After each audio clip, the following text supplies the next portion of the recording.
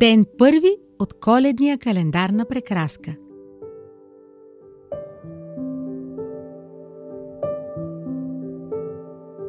В топлия дом на Прекраска коледното настроение проблясва по игличките на елхата.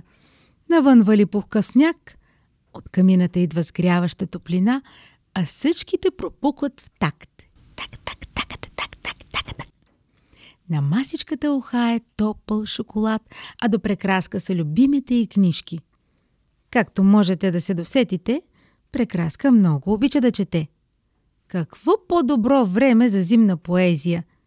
Ето, може да чуете едно от любимите зимни стихотворения на Прекраска. Зима от Младен Исаев. Здравейте, скъпи приятели! Идвате точно на време за любимото ми зимно стихотворение. Едно от любимите. Сега ще ви го прочета. Зима от Младен Исаев. Сняг се сипе на звездички над полета и горички.